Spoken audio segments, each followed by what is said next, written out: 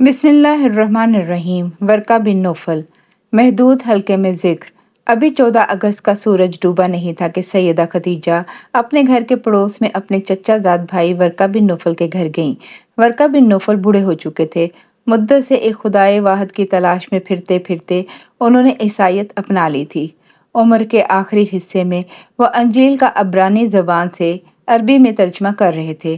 نحیف کمزور جسم میں خدائے واحد کی محبت کی قندیل جلائے وہ مدت سے انجیل اور تورات میں لکھی نشانیوں کی روشنی میں عرب میں ایک پیغمبر آخر کی آمد کی توقع لے کے جی رہے تھے۔ آقا صلی اللہ علیہ وآلہ وسلم کے سفر بصرہ کا قصہ سیدہ خدیجہ کے غلام مصرہ سے سن کے انہوں نے پیشین گوئی کی تھی کہ آنے والے پیغمبر آخر کوئی اور نہیں محمد بن عبداللہ صلی اللہ علیہ وآلہ وسلم ہی ہیں۔ شاید انہی سے سنی بشارت کو سن کے سیدہ خدیجہ کو آقا صلی اللہ علیہ وآلہ وسلم سے عقد کرنے کا اشتیاق بڑھ گیا تھا۔ اس دن کے واقعات آقا صلی اللہ علیہ وآلہ وسلم سے سن کے سیدہ خدیجہ ورقہ بن نوفل کو بتانے گئیں۔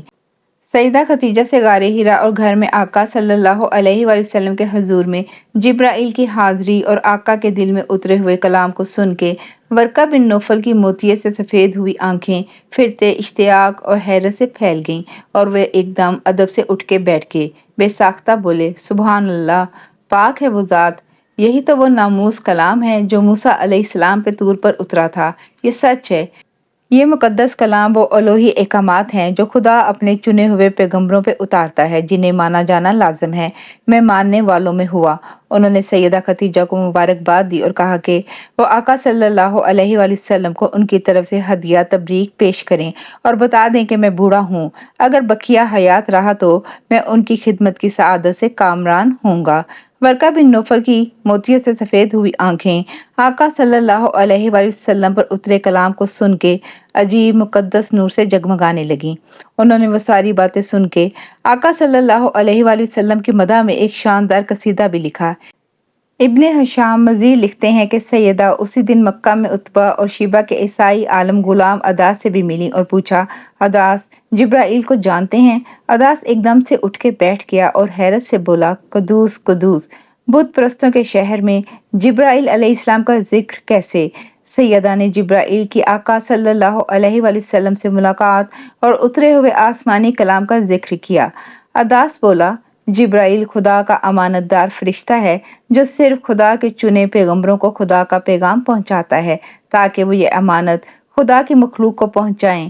محفوظ رکھے جانے والے خدا کے کلام کو جس عظیم شخصیت تک پہنچایا جاتا اس میں سب سے بڑی صفت وہ امانت کی قدر دیکھتا ہے۔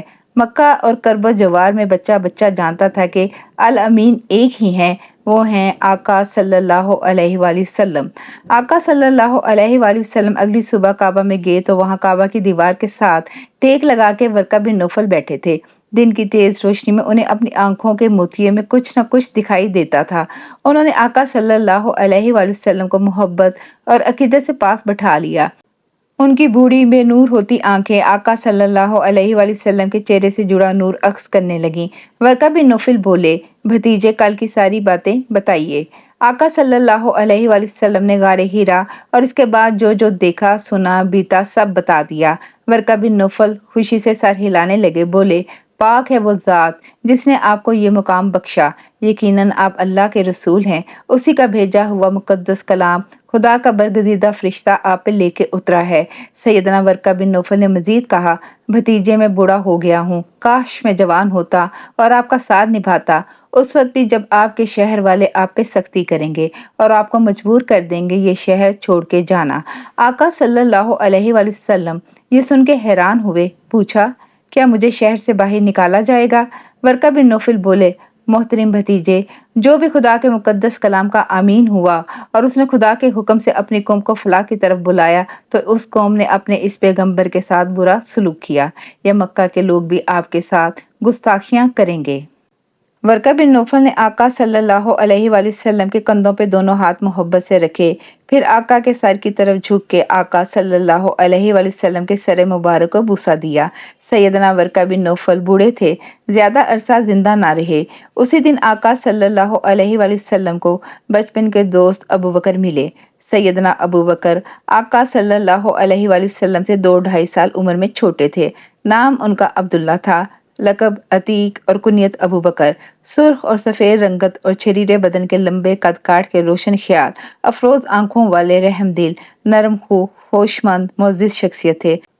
عرب کے تمام قبیلوں کے حسب نسب سے آگاہ تھے، علم الانساب کے ماہر، کپڑے کے تاجر تھے۔ آقا صلی اللہ علیہ وآلہ وسلم نے جو ہی سیدنا ابو بکر کو غار حرا میں بھیجا ہوا کلام سنایا، وہ فوراً ایمان لے آئے، ایک لمحے کا بھی تأمل نہ کیا۔ جاری ہے، جزاک اللہ خیر۔